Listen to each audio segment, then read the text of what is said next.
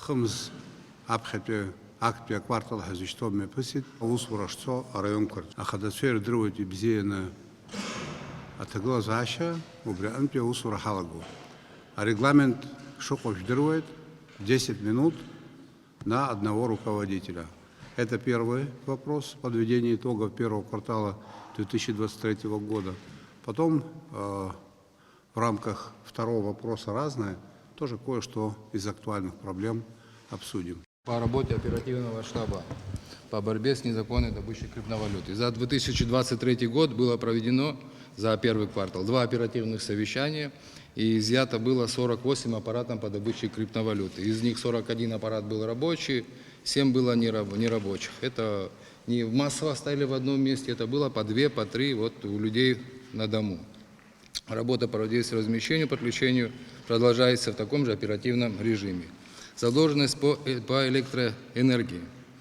За январь-март 2023 года начислено 32 миллиона рублей 853 тысячи. Оплачено 6 миллионов 548 тысяч рублей, что составило 19,9%.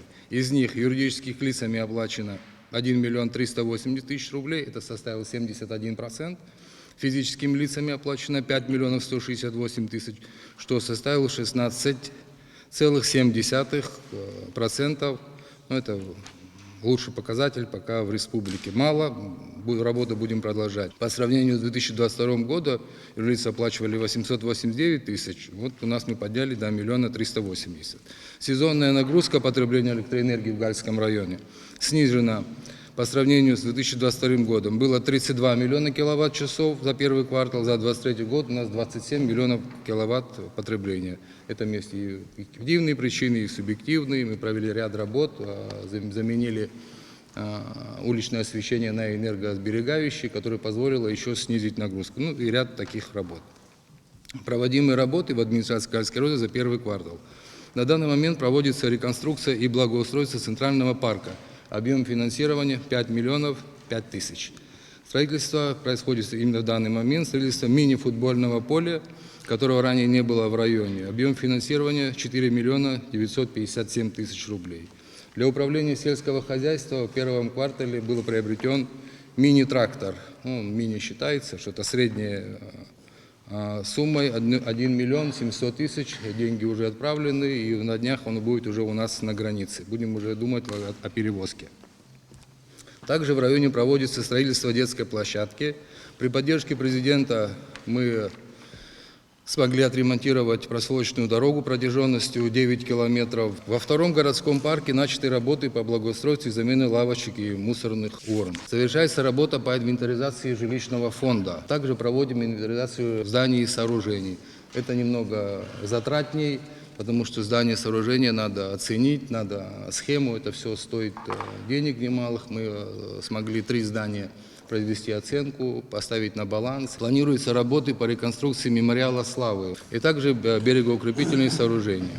Криминогенная обстановка. За первый квартал зарегистрировано 14 преступлений, нарушений ПДД 1097. Простите, прямо стахановский труд у наших сотрудников ГАИ, но это все равно дает эффект.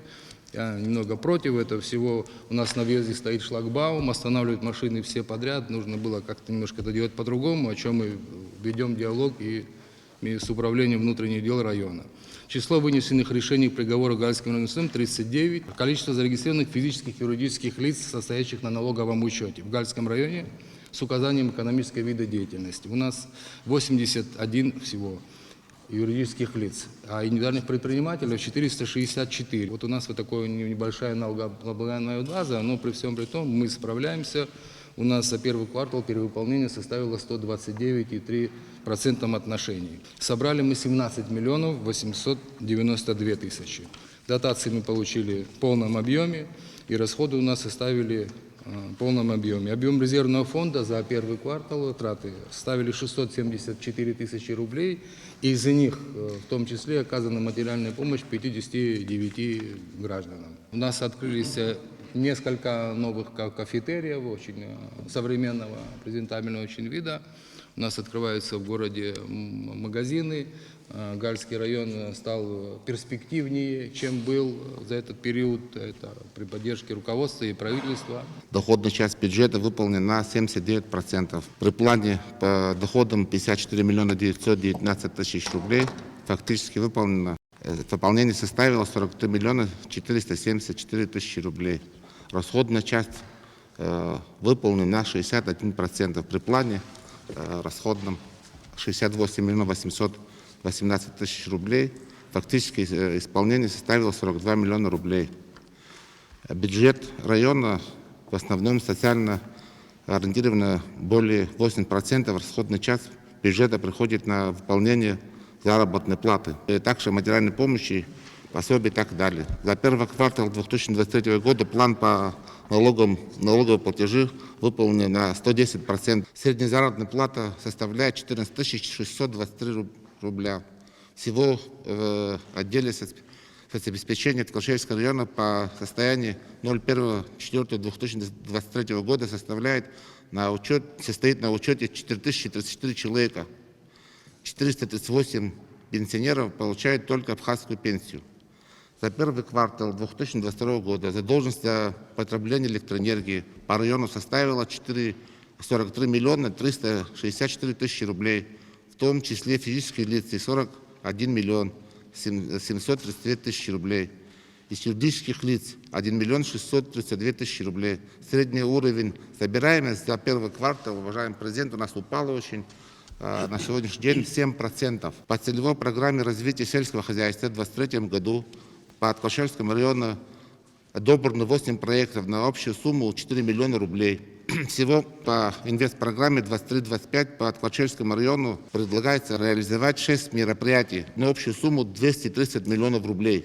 В первом квартале мероприятий по инвестпрограмме не проводилось. В первом квартале 2023 года в районе, в городе ввели следующие мероприятия.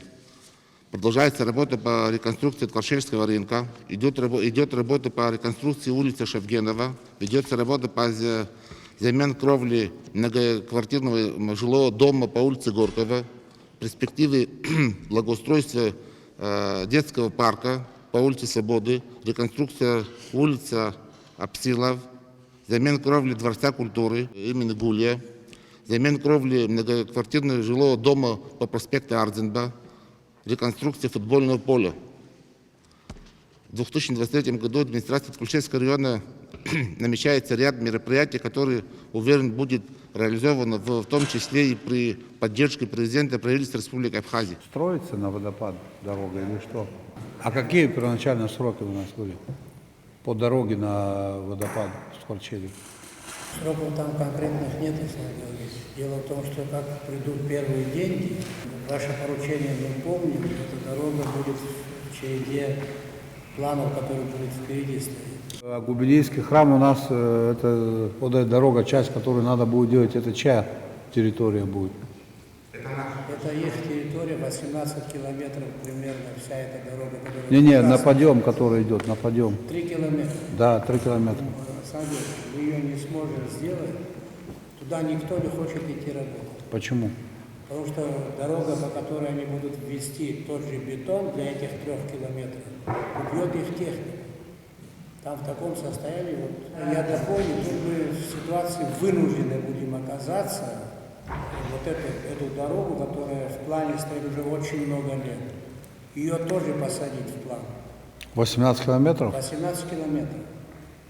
Она разбитая? В ужасном состоянии. Доходная часть бюджета за первый квартал 2023 года при плане 34 миллиона 665 тысяч рублей выполнена на 16 миллионов 941 тысяча рублей, что составляет 48%. Расходная часть бюджета при плане 71 миллионов 656 тысяч рублей выполнена на 51 миллион 626 и 1 тысяча рублей, то есть на 72%. Энергетика. За первый квартал 2023 года за пользование электроэнергией по физлицам и юрлицам начислено 78 миллионов 753 тысячи рублей.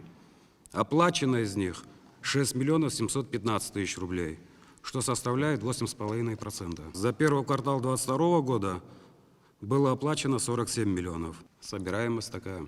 И тариф повлиял, отказываются люди платить. По физлицам начислено 73 миллиона, оплачено 3 миллиона. Значит, задолженность составляет 69 миллионов 500 тысяч. По юрлицам начислено 5 миллионов 746 тысяч, оплачено 3 миллиона 291 тысяча рублей, что составляет 57%. Социальная сфера. Пенсионеров всех 36 категорий 8645 человек. Получающих российскую пенсию 3065 человек, абхазскую пенсию 5580 человек. За последние 2 года увеличена абхазская пенсия 10 категорий пенсионеров. Среднемесячная абхазская пенсия для лиц, не получающих российскую пенсию, составляет 3000 рублей. Среднемесячная российская пенсия – 10 тысяч рублей. Криминогенная обстановка. Зарегистрировано 13 преступлений, раскрыто 13. Нарушений правил дорожного движения – 1240 случаев.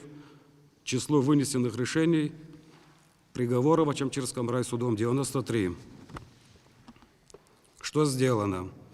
За счет местного бюджета.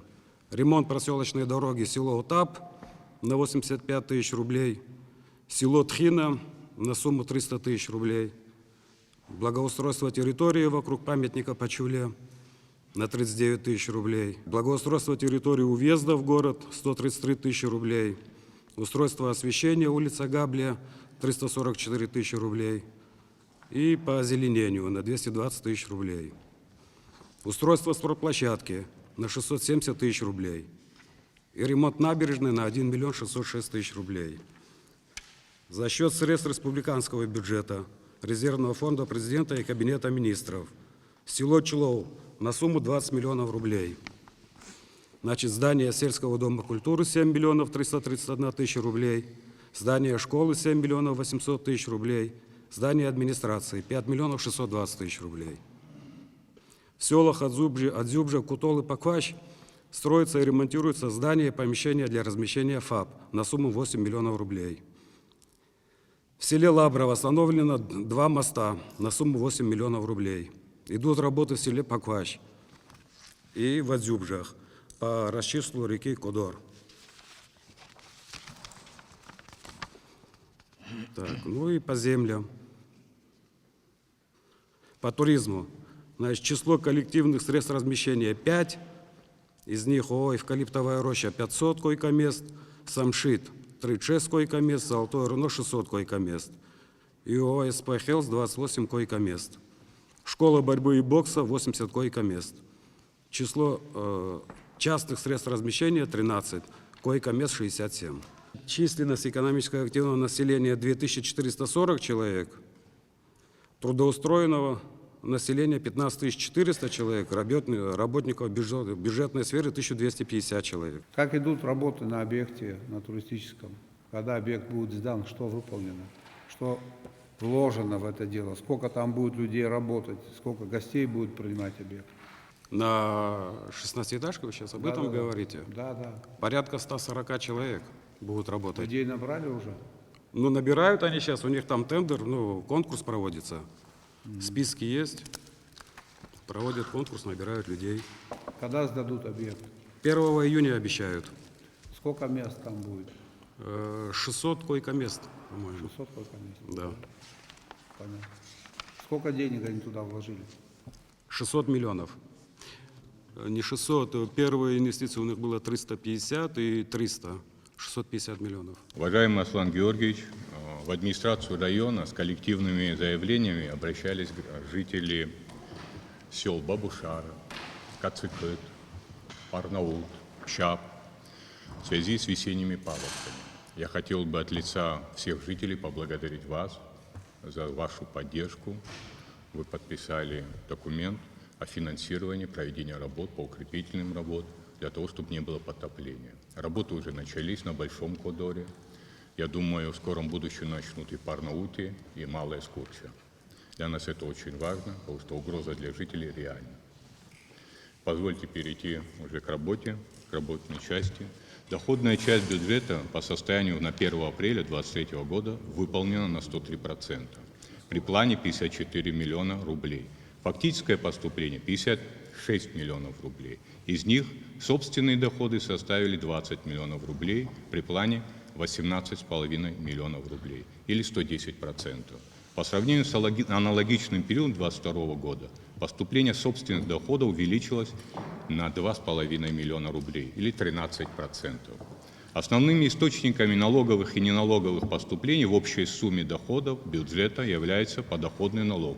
Удельный вес составляет 57%. За анализируемый период 2023 года было поступление в виде дотации из республиканского бюджета в сумме 16 миллионов рублей. При плановом показателе 16 миллионов рублей и субсидии на 19 миллионов рублей. При плане 19 миллионов рублей. Также за аналогичный период было поступление из резервного фонда президента Республики Абхазия на сумму 350 тысяч рублей.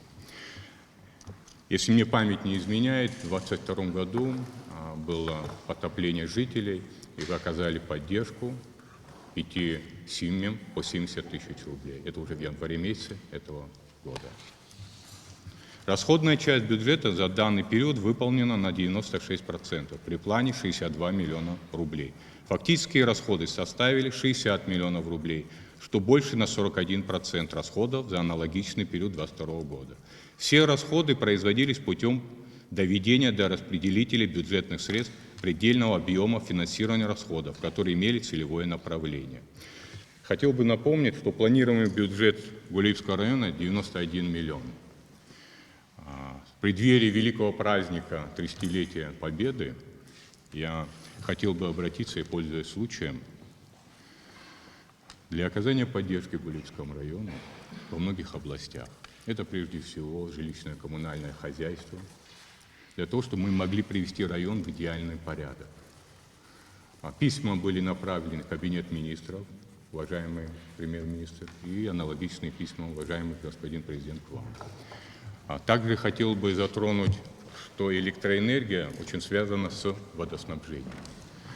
В селе Дзюгута были проведены работы по инвестиционной программе. Они завершены еще в 2022 году. Там стоят мощные установки, которые дают возможность поступления в Гулиевский район, в город Сухум, поселок Синов и в поселок Абудзера Гулиевского района воды.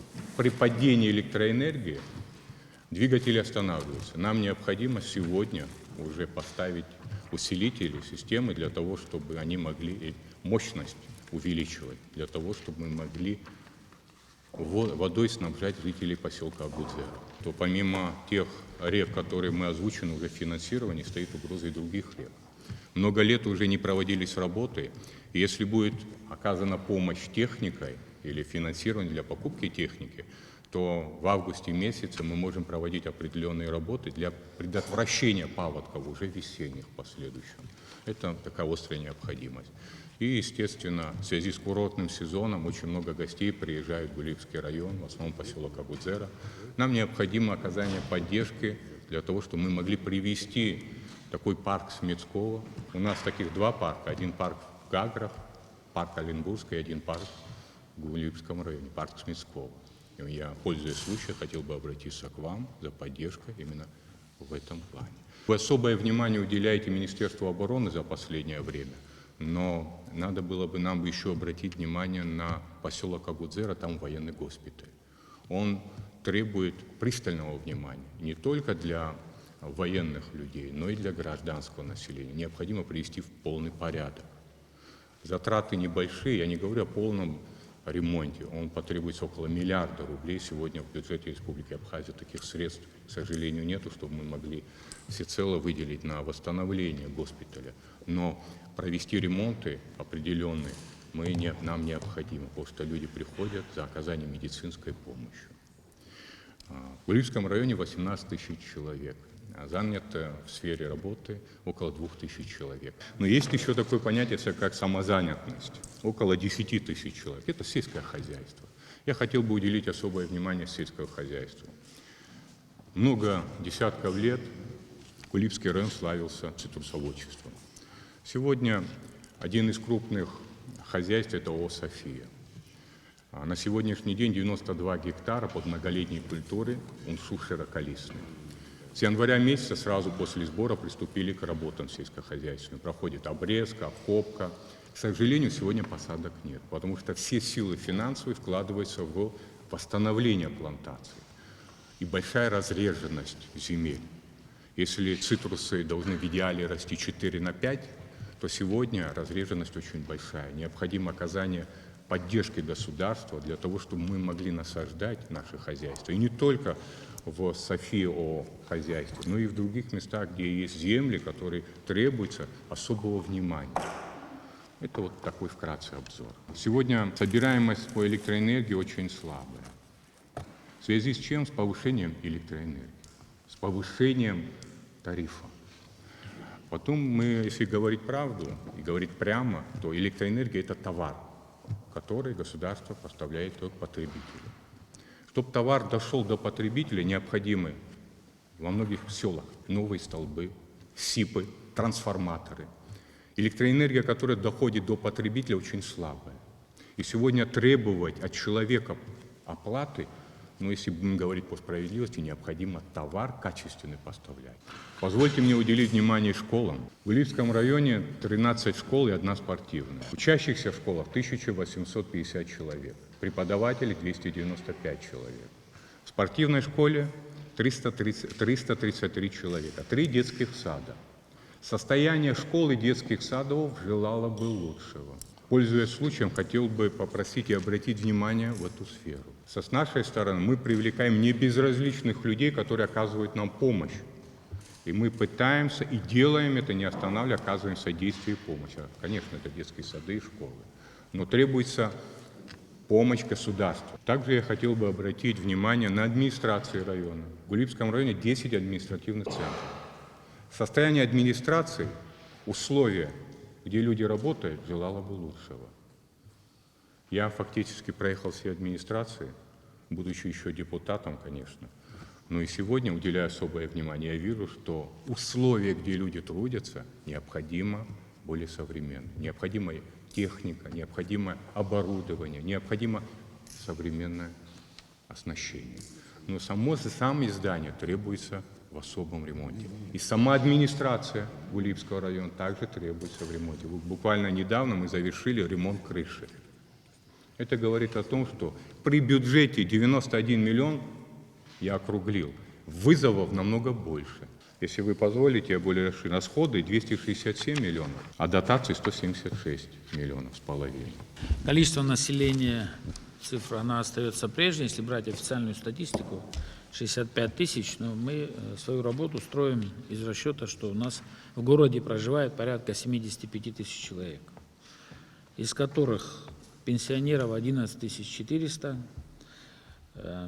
из которых 8 400 получают российскую пенсию в том числе.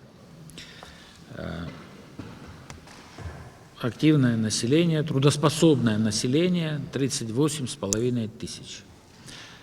Занятых как в бюджетной сфере, так и в других отраслях, имеется в виду, в юридических лицах, порядка 19 700 человек. Получается, что у нас на предприятиях работает 8 130, а остальные, можно сказать, работают в рамках местной администрации у нас или в наших муниципальных учреждениях, муниципальных унитарных предприятиях. У нас порядка 4200 человек занято по администрации города Сухум.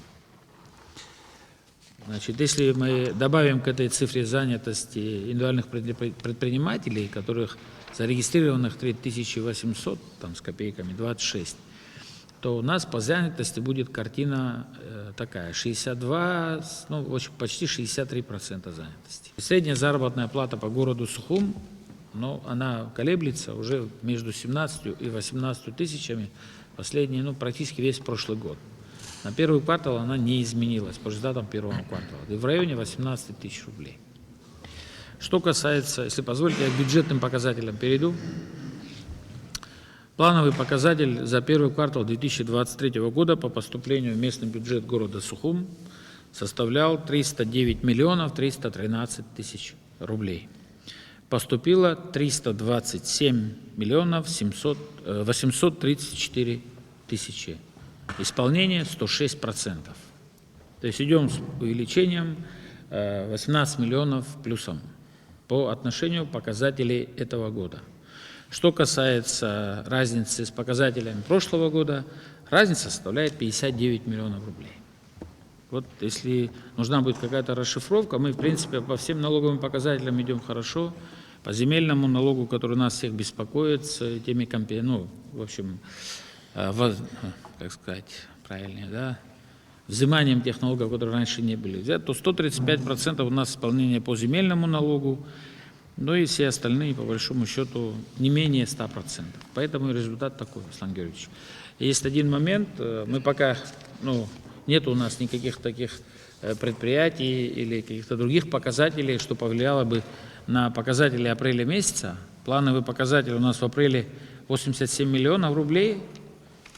В этом году, в апреле месяце, мы уже пришли к 165 миллионам поступления. То есть увеличение только по месяцу апрелю на сегодняшнюю дату 78 миллионов рублей за один месяц. Месяц еще не закончился.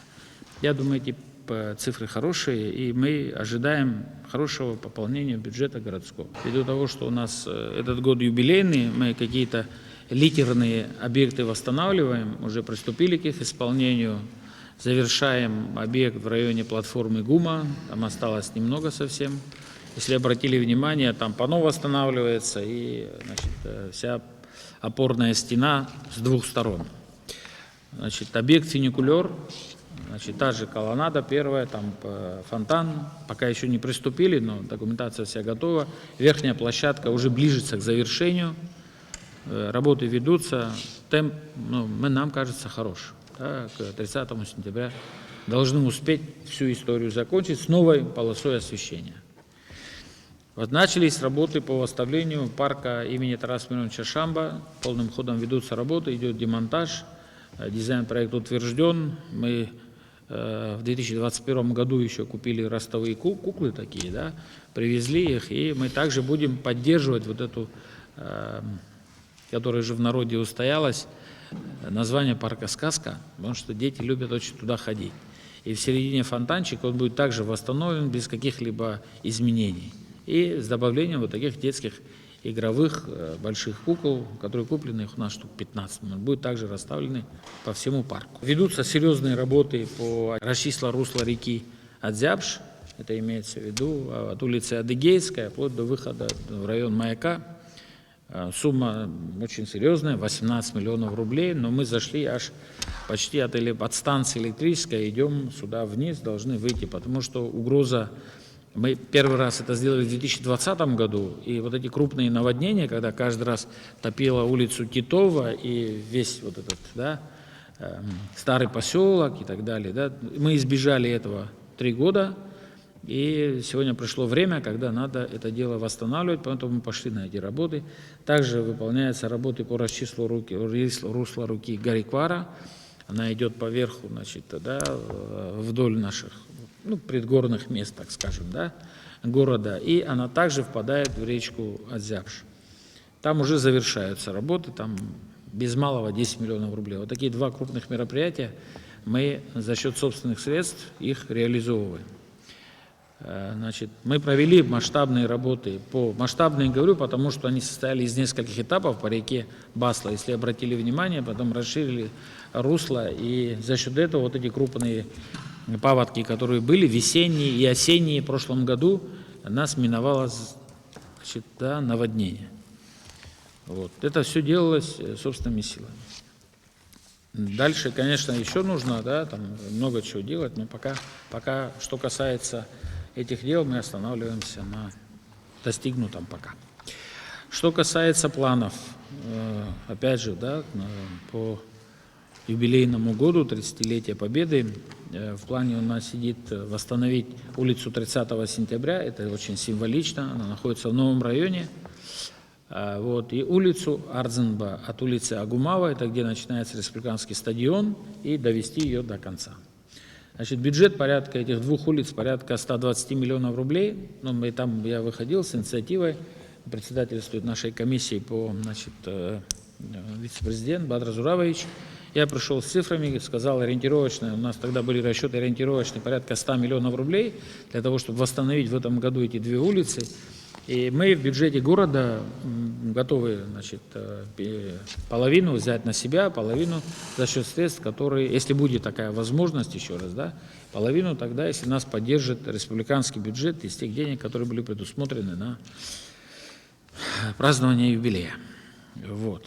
Значит, мы со своей стороны убежден теперь уже по результатам первого квартала, потому что дальше у нас месяцы должны быть, если нас курортный сезон не подведет, и с учетом той подушки, которую мы собрали за первый квартал и особенно апрель, мы уже, в принципе, можем сказать, что мы спокойно можем прошлогодние деньги, 180 миллионов, перебрасывать на этот год и идти, значит, в их освоение по таким крупным, да, вещам, о которых я говорю. У нас пока нет решения городского собрания, нам надо с Минфином еще согласовать, поэтому я это все сейчас озвучиваю. Значит, мы в этом году построим 12 новых детских площадок, они у нас заложены. Значит, в прошлом году мы и восстановили, и купили там порядка 16 детских площадок по городу, из которых мы 4 восстановили, тоже штук 10 купили. Восстанавливаем остановочные комплексы, кто заметил, в городе они есть такие, не буду их перечислять, но мы в плане в этом году 10-12 остановок, особенно по центральной части города, было ваше задание, Министерство экономики нас еще, значит, озадачило своим письмом в том плане, что республиканские дороги, кстати, которые к нам, к городу, не относятся, вот, мы это дело вдоль дорог, значит, это касается и обрезки деревьев, это касается освещения, это касается восстановления остановочных комплексов. Мы это дело, постараемся решить до начала сезона, но если будет июль месяц, сильно не наказывайте, пожалуйста, да? Вот, мы это дело попробуем довести. Была куплена специальная техника, ввиду того, что у нас, продолжаем возить мусор в ГАЛ. Недовольство наших жителей в новом районе, оно постоянно то поднимается, то падает. Градус этого недовольства. Мы с ним работаем, с населением, объясняем. Расширили парк транспортировки до 4 больших машин, которые возят там по 40 кубов каждая, которая делает как минимум 2, а то 3 рейса в день в ГАЛ. Это большемеры. Плюс все мусорные машины 18-кубовые как минимум 1 раз в день ездят в ГАЛ. Технику мы, в принципе, уже практически добили, но поддерживаем как можем, Аслан Георгиевич.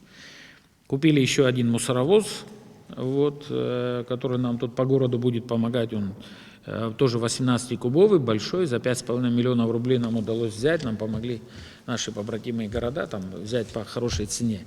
И также купили, очень хорошая покупка, считаю, бульдозер для работы на полигоне.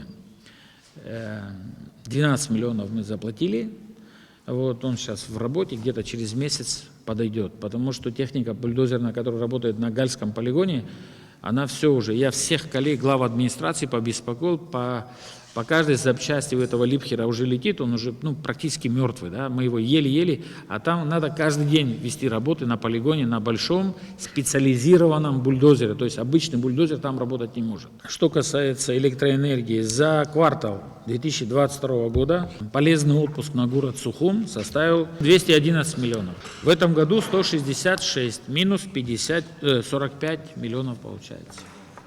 То есть мы потребили в этом году на 45 миллионов киловатт-часов меньше за квартал. Что касается платежей, значит, в прошлом году за квартал было начислено 85 миллионов 715 тысяч, в этом году начислено 178 миллионов 988 тысяч. По оплате. В прошлом году прошла оплата 24 миллиона 873 тысячи, в этом году 48 миллионов 898 тысяч. Процент собираемости не вырос. Он как раз в это время, вот здесь насчет не вырос, но и не уменьшился. Он находится в районе 29% с копейками, мы считаем 30%. Вот. Но по городу Сухум у нас цифра 38% годовая, по прошлому году до начала поднятия тарифов и так далее. Надеюсь, что мы эту тенденцию хотя бы сохраним, наверное, может быть, усилимся, потому что счетчики контроля учета устанавливаются по городу, там порядка 7 тысяч уже, вот, и дальше вроде бы должна эта программа продолжиться, поэтому Вот картина такая. То есть в сторону уменьшения не спустились, но и роста, если брать процентное соотношение, в квартальном разрезе она не изменилась. Сколько потребителей в городе? Юрлиц и физлиц. 28 тысяч. Сколько из них имеют приборы учета потребления электроэнергии? 7 тысяч. Сколько приборов учета потребления электроэнергии в районе имеется? На собираемость этот фактор оказывает влияние, Александр Золотинскович? Самый главный показатель. Так у нас в городе Сухум что получается?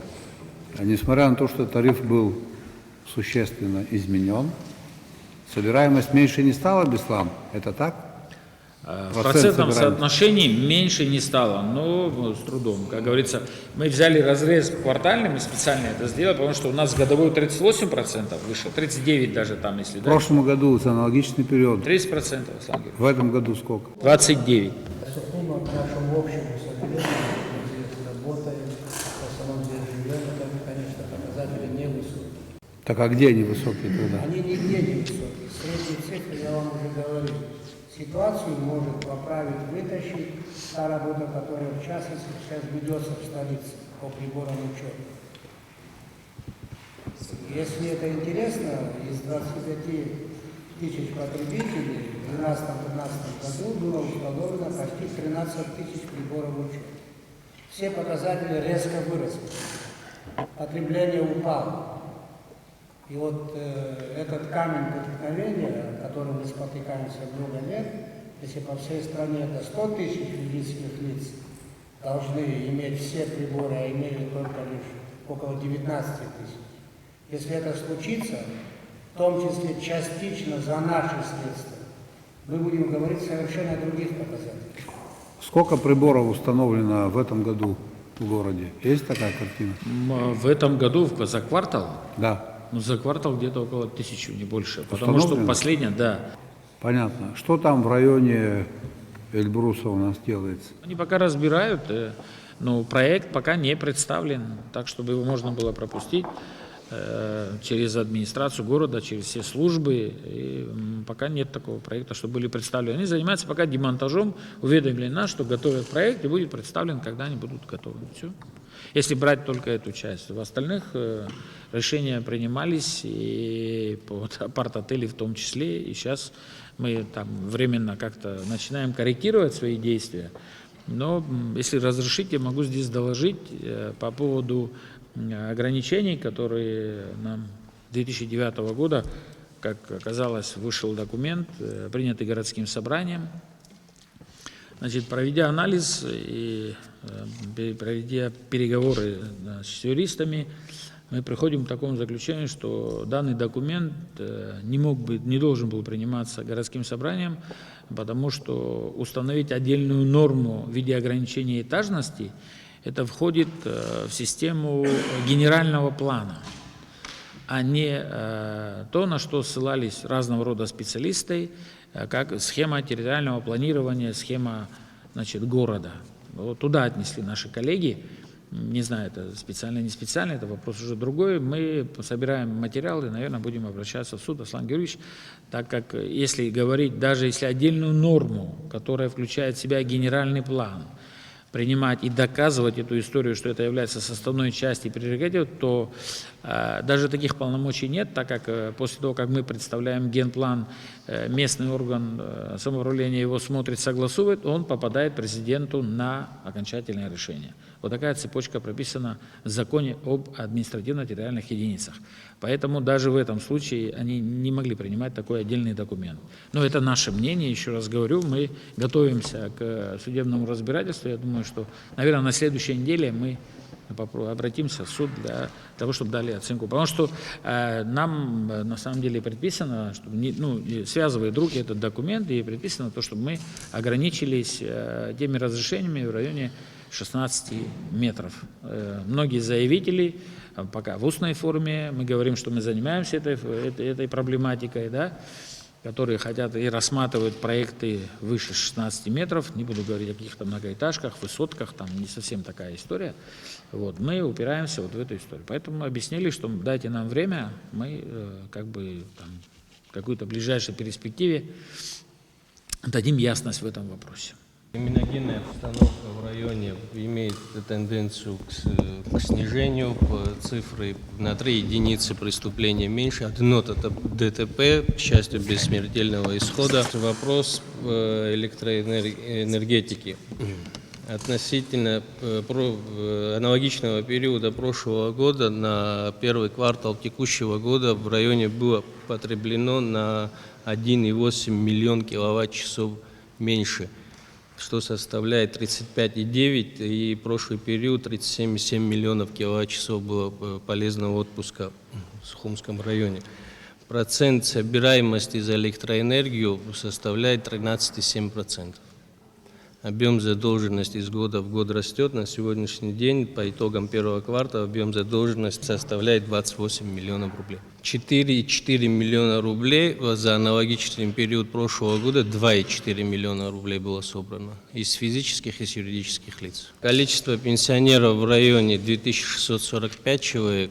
Что касается индивидуальных предпринимателей, юридических лиц, состоящих на налоговом учете в МНС по Сухумскому району, 170 юридических лиц зарегистрировано и 478 индивидуальных предпринимателей, которые занимаются различного рода деятельностью, и исходя из чего формируется вообще доходная часть бюджета Сухумского района. За прошедший период на разрешение различного рода инфраструктурных вопросов из бюджета района было выделено 14,6 миллионов рублей.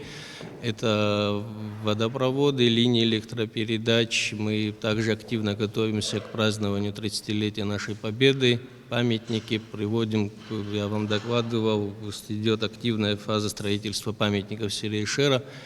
Я надеюсь, что мы к празднику достойно сможем встретить и закончим эти работы. Вы обижите своих подчиненных глав сел, основные виды культур сельскохозяйственных. Мы же знаем примерно, что у нас растет, какие новые культуры появились и где они появились. С учетом личных подсобных хозяйств. Эти цифры надо, если их нет, это не значит, что их никогда не должно быть. Они должны у вас быть. Тем самым вы будете знать и количество людей самозанятых. У нас, за исключением города Сухум, сейчас пойдем в Западную Абхазию, докладывать будут руководители районов, везде тяжелая обстановка. Пенсионеров в разы больше, чем тех, кто работает. Но для того, чтобы спрогнозировать завтрашний день, для того, чтобы спрогнозировать, какие точки у нас могут быть самыми проблемными, исходные данные у нас должны быть или нет? Вот сейчас, на этом этапе совещания, очевидно, что Гулибский район у нас стал водоразделом. Гулибский район, там, где прибыль появилась, не прибыль, а бюджет выполнен. Восточные районы не выполнены бюджеты. И все это носит объективный характер. От востока на запад, в востоке ситуация тяжелейшая. Это при том, что восточные районы Абхазии занимают большую часть территории Абхазии, чем западная. Или я что-то путаю? Это же глава района или глава села, он видит картину или района, или села. А мы с вами должны же видеть картину в целом. Какая у нас картина в целом и что у нас происходит? Вот что такое отсутствие людей. Там, где люди, там какая-то жизнь. Неважно, какого цвета эти люди, черные, желтые, белые, и какой паспорт они носят. Там, где есть люди, там, где они работают, там жизнь. Поэтому, уважаемые главы, дорогие коллеги, уважаемые, люди, которые отвечают за все в районе, имущество, которым вы там располагаете, территории, население не такое большое, чтобы эти цифры не знать. Тем более вы уже работаете много лет все. И ни один вопрос я не задаю, который выходит за рамки компетенции вашей. Знаю, не знаю, забыл, есть, нету. С этим надо заканчивать. Сзади дышат те, которые говорят, что знают, в затылок дышат. Я не уверен, что они знают, но дышат уже. Это к тому, чтобы мы в этом смысле были более подготовлены. Ничего тут сложного нет. Иначе неправильная информация исходная приведет к неправильным решениям. с соответствующими тяжелыми последствиями. У нас, допустим, в отличие от районов других, да, в городе Новый Афон, мы город в районном подчинении. У нас как бы, да, соотношение данных, которые, ну, и спрашивает согласно данного отчета, да, ну, процентов, наверное, 70-75 это районного масштаба. Поэтому у нас возможность предоставить таких данных, ну, где-то, может, 30%, около того. Там бюджет формируется в районном формате. Как бы у нас есть там начислено, например, за отчетный период, допустим, в данном случае 285. Да, но да, тут как бы ну, ввиду того, что как бы это город в районном подчинении. Поэтому чуть-чуть как бы это полнота как бы данных, она зависит еще, допустим, по Афону. Некоторые данные, если взять по вопросу пенсионеров, они идут, допустим, Афон и ближайшие два села, Анхуа, например, и Псырцха. Такие данные. Общее количество там порядка 850 человек. Сказать конкретно, сколько в Афоне, ну, таких данных, ну, у нас сложно их получить, если вот ходить не будешь считать. Данные, например, еще по электроэнергии. У нас нету там отделов, которые, да, там начисляют, рассчитывают. У нас есть контролер, который собирает, взимает деньги. Это, опять же, Приморская отчасти, Афон, Анхуа, Псырцха. Конкретно выделено данных, сколько там по Афону, таких, к сожалению, данных, ну, при желании даже, ну, сложно получить. Если сами как-то, ну, не знаю, так по мере того, что вокруг происходит, там, именно там на территории Афона, количество там работающих при администрации, количество там школ, какое количество работает в школе преподавателей, такие данные можем давать.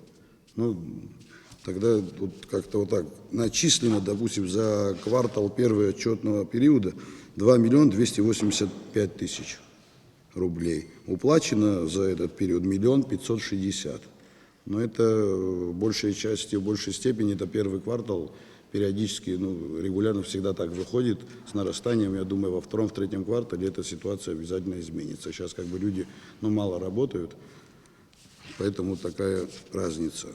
Ну, из вопросов родившихся за отчетный период 4, умерших 11, количество выписанных 8, количество прописанных 14, количество зарегистрированных по месту время пребывания 76, численность занятого населения в государственном секторе 220, средняя заработная плата 14 500 рублей.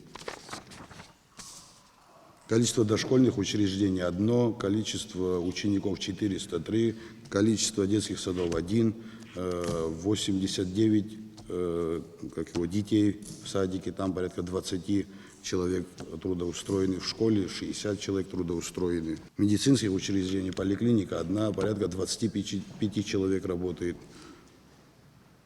Преступление зарегистрировано 1, раскрыто. Правил дорожного движения нарушение 1 за отчетный период. Юридических лиц в городе Новый Афон зарегистрировано 25, физических лиц порядка 600. Трудоспособный возраст 22 879, пенсионный возраст 4090. Количество родившихся 58, это 22 год, и 62, 23 год. Исполнение местного бюджета. Показатель доходной части местного бюджета 98 117 000. 23 год, это 22, 23 год 93 380. Собственные доходы бюджета выросли на 1%. Там дотация меньше стала, за этот период потребность меньше просто. А так собственные доходы у них плюс 1% роста. Так в абсолютных цифрах меньше стало? И того меньше. Но собственные, то, что они собирают, не помощи с республиканского бюджета, у них плюс идет 1%. Понятно. Энергетика. Объем потребленной энергии, электроэнергии за 22 год 118 608 000 киловатт-часов. Это за первый квартал 22-го. 23 год, квартал 102 422 000 киловатт-часов. Криминогенная обстановка. Число зарегистрированных преступлений 22 года за квартал 22. 23 год 17 за квартал. Раскрытых сколько, зарегистрированных столько. Высочайшие цифры раскрываемости. Самая низкая 84% общеуголовной преступности. Высокая 87%. Такое редко вообще бывает в европейских странах, где налоговый народ разбирательный принцип. Сельское хозяйство. Количество течения 28,79 га. Количество земли, занятой цитрусовыми культурами, 212 га. Количество земли, занятой многолетними насаждениями, за исключением цитрусов, 903 га. Пассивные площади сельскохозяйственных Гудаутского 2133 га. Инвестиционные проекты с указанием инвестиций, объемов, сроков реализации инвестиционного проекта. АО «Абхазский национальный парк», Апсна 2020, объем инвестиций 20 миллионов 800 тысяч. Это Мгудзурх, Пилия. ИП Сичинава, объем инвестиций 27 миллионов. И вторая, это то, что строится на Ацинском, Приморском Ацинский поворот. И второй объект, это торговый комплекс, да. И второй, что построенный в селе Хэпста.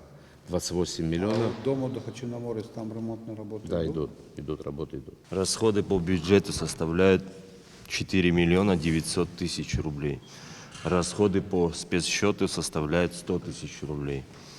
Так, дальше по электроэнергии. Собираемость за потребленную электроэнергию составляет за первый квартал 730 тысяч рублей. Сотрудниками Пицунского отдела милиции было изъято 157 аппаратов. Заявлений и жалоб уголовного характера нет. Акты по выделению земельного участка под строительство жилого дома 21.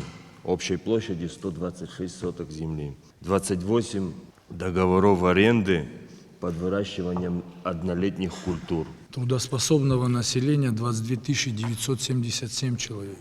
Пенсионного возраста 9112 человек. Но у меня со статистикой, с пенсионными цифрами 7772, а статистика дает 9112 человек.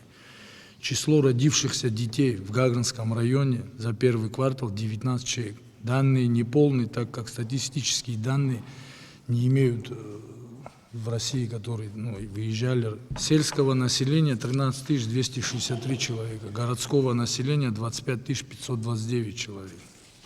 Рынок труда, что касается рынка труда, то, к сожалению, пока еще нет обновленных статистических данных по этому вопросу. Криминальная обстановка в Гагринском районе. Число зарегистрированных преступлений 35, число нарушений правил дорожного движения 7, число вынесенных решений судом Гагринского района по уголовным делам 26, гражданским 53, по административным 105, санкции 22. Количество несовершеннолетних, находящихся в социальной опасности, положении 10 человек в районе. По энергетике. Объем потребляемой электроэнергии составил 189 миллионов киловатт-часов за первый квартал. На 34 миллиона киловатт-часов меньше, чем за аналогичный период 2022 года. На 34 миллиона меньше. Начислено за потребляемую электроэнергию 164 миллиона 629 тысяч рублей. Оплачено 47 миллионов 959 тысяч рублей. От юридических лиц 35 миллионов 242 тысячи рублей. От физических лиц 12 миллионов рублей. Общая задолженность составляет за первый квартал 2023 года, страшно назвать, 116 миллионов 669 тысяч рублей. Будем исправлять, конечно, эти цифры. Приватизация. Количество приватизированных объектов местной собственности за первый квартал 0. Поступление в местный бюджет района от приватизации объектов местной собственности 4 миллиона 986. Это старые задолженности 22-го, 21-го. Оплачивают люди. Юридические лица и индивидуальные предприниматели. Всего юридических лиц 1171. Новых в первом квартале 34. Индивидуальных предпринимателей 2754. Новых в первом квартале 50 человек. Сельское хозяйство. Количество земель сельскохозяйственного назначения 22 321 гектар. Количество земли, занятой цитрусовыми культурами 192 гектара. Количество земли, занятой многолетними насаждениями, 455 гектаров.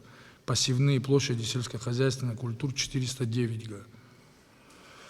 Туризм, число коллективных средств размещения 71, санаторно-курортный комплекс.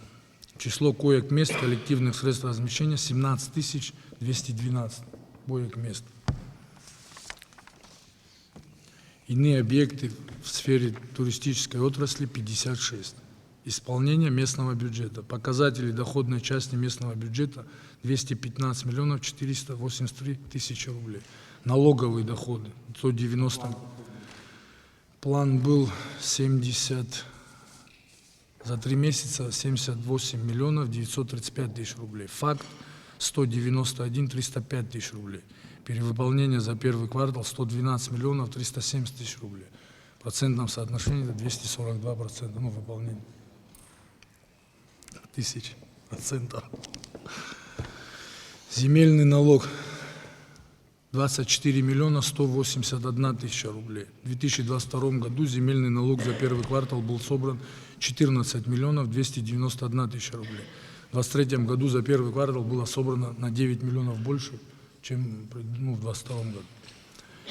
И налоговые поступления, которые в 2023 год за первый квартал больше собрано на 72 миллиона, чем в 2022 году.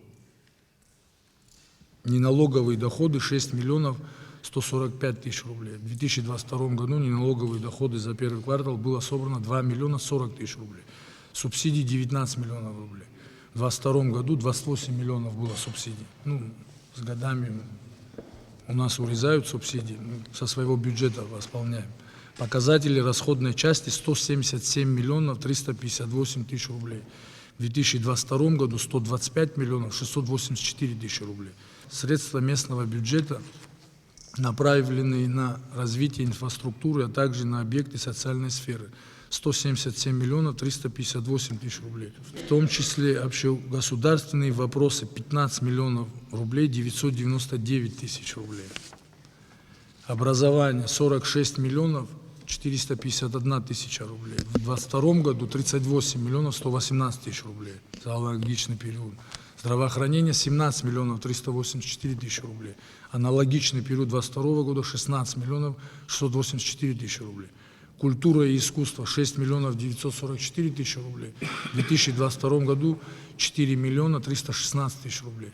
Физическая культура и спорт 1 миллион 563 тысячи рублей. Социальная политика 1 миллион 768 тысяч рублей. Объем средств резервного фонда и мероприятий, профинансированные из этих средств 7 миллионов 766 тысяч рублей. Материальная помощь населению 7 миллионов 466 тысяч рублей за первый квартал 2022 года. И Федерация футбола Абхазии финансовая помощь в 300 тысячах рублей. Национальная экономика 2 миллиона 772 тысячи рублей. Жилищно-коммунальное хозяйство 84 миллиона 472 тысячи рублей. Технику мы в 2022 году взяли кредит в декабре месяце, чтобы успеть к летнему сезону. Заказали на эти деньги спецтехнику и на следующей неделе будем гасить кредит. Мы еще не оплатили.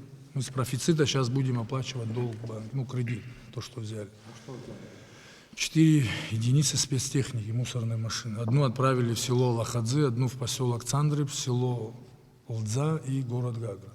И сейчас еще заказываем 4 машины. В общей сложности в районе новых машин 23 единицы техники мусорных машин. Плюс еще 2 вышки, да, за 2,5 года. И 2 трактора. Ремонт крыш БСШ номер 2, первый этап 5 миллионов рублей, общая смета 13,5 миллионов рублей. Устройство сквера имени Сергея Васильевича Багаевича, второй этап 7 миллионов рублей, общая смета 31 миллион рублей. Благоустройство пешеходных зон, там 3 этапа, 20 миллионов выделено. Идет по улице Ардземба сейчас продолжение со Старой Гагры в сторону города. Строительство спортзала БСШ, первый этап 9 миллионов рублей. С нуля новый спортзал, 27 миллионов рублей, общая стоимость. Это без инвентаря. Инвентарь отдельно уже будем потом докупать. Ремонт здания СЭС, второй этап 3 миллиона 527 тысяч рублей. В первом этапе было выделено 6 миллионов рублей. Общая смета 19 миллионов 800 тысяч рублей. Разные работы по благоустройству 2 миллиона рублей. Приобретение трактора 6 миллионов рублей. Установка фонарных столбов в 2022 году было приобретено на 6 миллионов 300 тысяч. В этом году оплатили 1 миллион рублей за установку. Строительные инженерные защиты, микрорайон, кемпинг 2 миллиона 910 тысяч рублей. Динамика хорошая, в геометрической прогрессии идет. первый квартал более 40%. Город Сухум, Гудаута с учетом остатка тоже все достаточно прилично. Вот, я просто напомнить хочу о том, что текущий год начался, и мы все с вами помним прекрасно о том, что в текущем году должны произойти изменения по повышению заработной платы отдельным категориям работников, где доля абхазской стороны уже совсем иная. Вот, поэтому обратите внимание на то, чтобы расходы на эти цели, естественно, будут пропорционально ложиться на каждый район, там, где идет достаточно успешное исполнение. Конечно, такого района, как вот сейчас Ткварчальский, это не затронет, у него 37 миллионов рублей годовой бюджет собственный, там вообще об этом и говорить не стоит, но дело в том, что другие районы на это должны обратить внимание. 242 миллиона рублей – это только уровень повышения, значит, заработной платы. До сих пор еще сохраняется нестабильность в оптимизации штатной численности. Мы наблюдаем даже в отдельных случаях рост его. Вот если внимательно посмотреть в районах, то и деньги можно сэкономить, и порядок навести в этом смысле. Мы помним с вами, какие у нас есть результаты по этому направлению, достаточно неоптимистичные. У нас обратно еще до конца не урегулирована штатная численность, люди трудятся. При этом в отношении Гулерымского района хочу сказать, очень актуальна противопаводковые работы и предупреждение, значит, угроз по чрезвычайным ситуациям. Аслан Георгиевич, я вот говорю для информации всех, президент страны подписал 4 решения общей бюджетной емкостью в 63 миллиона рублей на эти мероприятия. Теперь средства поэтапно в соответствии с заключенными контрактами будут доводиться на эти цели. Главы часть проблем озвучили, но мы не обсуждаем вопросы, а где нам деньги взять. Все упирается в данном случае в деньги. Финансовая поддержка Российской Федерации в рамках взятых обязательств, она продолжается. Инвестпрограмма не стало больше, 1,3 миллиарда. У нас финансовых проблем, я уже не говорю о коммунальной сфере, о состоянии водопроводов, канализации, лифтовое хозяйство. Мы тут коротко перечислили, как у нас обстоят дела с проблемами, связанными с возможными паводками. Это десятки миллиардов рублей. Эти проблемы мы должны будем решать сами, здесь, внутри. Мы должны научиться зарабатывать деньги. Те активы, которыми мы располагаем, они должны нам приносить деньги. Локомотивом нашей экономики является туристическая сфера, сельское хозяйство, логистика, возможно, IT-технологии с учетом нашей географии и климата. И те вопросы, которые мы сегодня обсуждаем, могут быть решены только в рамках существенных вливаний денег в это направление. По-другому будем говорить о том, что ничего не изменится. Дорожная инфраструктура у нас нуждается в существенных вложениях. Железная дорога наша работает не в том режиме, не в том формате, как могла бы работать, потому что в нее надо вкладывать деньги. Портовое хозяйство наше необходимо развивать. Мы занимаемся нашим аэропортом. Очень все идет непросто. Очень все идет непросто. Но это ключевые вопросы, решение которых для нас означает быть нам или не быть.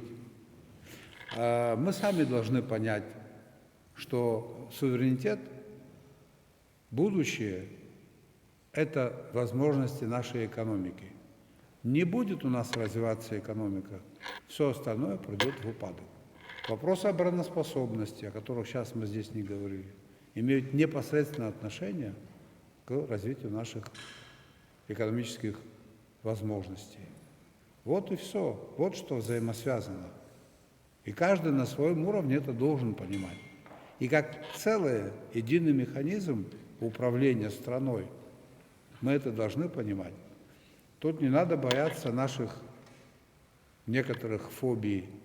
Мы не являемся составной частью большого государства. Мы самостоятельное государство с вытекающими отсюда последствиями. Сами должны научиться зарабатывать деньги. Этот год в этом смысле будет решающим. Мы должны проекты, о которых мы говорим, запустить.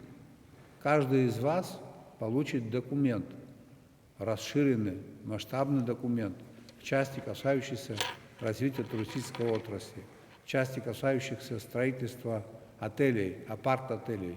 Почему именно апарт-отели? Почему именно сегодня?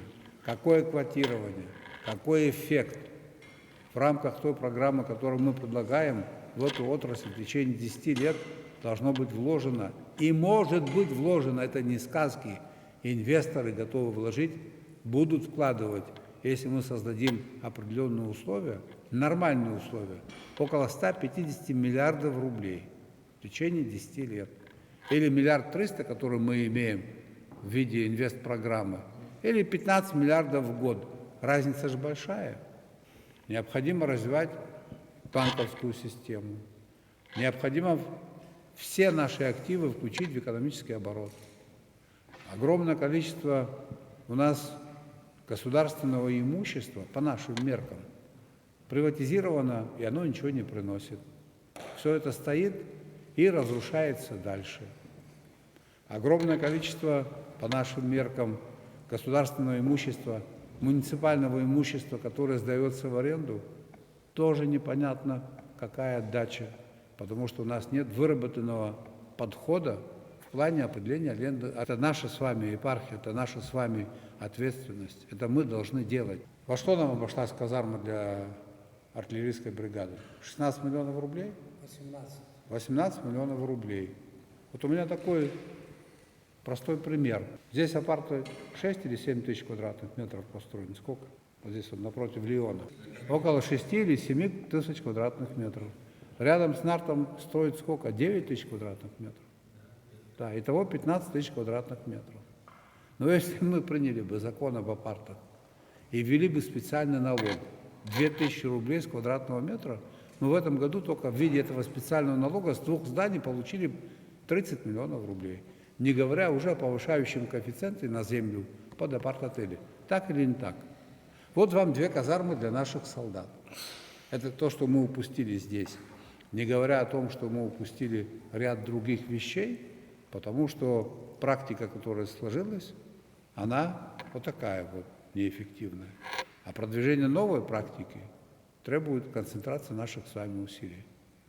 Не будет по-другому никакого развития, если мы с вами все вместе, стоящие перед нами задачи, документы неизвестны какие, не решим. Это же мультипликатор строительства. Куда ни кинь, везде проблемы. На первом плане проблема энергетики, проблема собираемости. Да, есть такая проблема, но не предпринимать шаги, которые мы предпринимаем по увеличению тарифов, тоже невозможно. Не ставить счетчики тоже невозможно. Были бы деньги, быстрее бы это сделали. И совершенно другая. Вот вам пример мультипликатора тоже. В одном месте вложил, что-то сделал и получил деньги. Только так. Поэтому, коллеги, я вас просил бы, Ченсух, долгий ящик не надо откладывать. В следующем отчете главы районов должны представить, как обстоят дела в целом в экономике, что у них там работает, какую продукцию они там выпускают, на какую сумму, промышленную, сельскохозяйственную, каков скрытый потенциал, который требуется для того, чтобы он был раскрыт. Сейчас мы едем в Кавказские минеральные воды. Так, да, Александр Золотинский, я туда еду, там форум экономический, правильно? Обычно выставочный форум. Но все это для чего делается? Для того, чтобы привлечь инвестиции. А у нас нет пакета инвестпроектов, которые мы могли бы предложить инвесторам. Вот мы разработали пакет. Вот, пожалуйста, уважаемый инвестор, вот расчеты, вот вам готовый бизнес, вы там вложитесь деньгами. У нас этого нет. Всякая идея, которая впоследствии может быть реализована, она рождается здесь, в голове. Это первый этап. Потом она переносится на бумагу, и потом только в реальность. Вот эти первые два этапа хотя бы надо иметь в голове и на бумаге просчитано. И мы не сможем жить по своим собственным правилам, если наши правила не будут интегрированы или не будут в какой-то степени идентичны другим правилам экономическим, которые работают на всех территориях. Это все утопия. Мы здесь об инвесторах говорим не потому, что мы заинтересованы или считаем, сколько денег зарабатывает инвестор. Нет, это не наше дело. Мы заинтересованы и считаем, сколько мы можем, государство, заработать, наше население. Да, первый год был сложный. Первый год был сложный. Была пандемия. Второй год, третий. Мы же видим интерес к нам инвесторов. Интерес к Абхазии у инвесторов каким-то образом нам с вами удалось это сделать. И конъюнктура так легла сегодня. 7 миллионов туристов в год отдыхает в городе Сочи. В пике в Сочи находится в пиковые дни больше 1 миллиона гостей в день. Они в общепите потратили за год 96 миллиардов рублей. Только таксисты у них заработали за год 14 миллиардов рублей. В Сочи вводится в эксплуатацию каждый год 600 тысяч квадратных метров. А у нас сколько будет? 15 тысяч будет, 20 по году. У нас же проживало 540 тысяч. Мы же не толкались. Места же всем хватало. А что я неоднократно говорил и сейчас говорю, у нас наконец-то появляется на первой линии между городом Сухум и грузинской границей третий отель. Один в Киндги, один в Тамуше, и сейчас будет в Ачмечире. 105 километров, 3 отеля. Очень круто же, правильно, да? Всем главам, всем депутатам, всем министрам этот документ раздать, чтобы они четко понимали. Программа развития города Гагра, Институт урбанистики разрабатывал по заказу правительства Абхазии. Только в городе Гагра до 2035 года, с 18 по 35 год, в течение 15 лет, в соответствии с этой программой, должно было быть построено 1 миллион 490 квадратных метров. Из них 600 тысяч должно было быть апарт-отелей. Только в городе Гагра, только в одном городе. Это же никого не смущало. Но там часть планировалась, значит, дело не было сделано. Но такие вот проработки были. Уважаемые главы районов, городов и так далее, просил бы вас свои публичные выступления, интервью, когда речь идет о вопросах не ситуативного характера, например, не дай бог, там лесной пожар, приехали, спросили и так далее, все это согласовывать с пресс-службой президента Абхазии. Еще раз такое, если повторится, разговор может быть в другом тоне.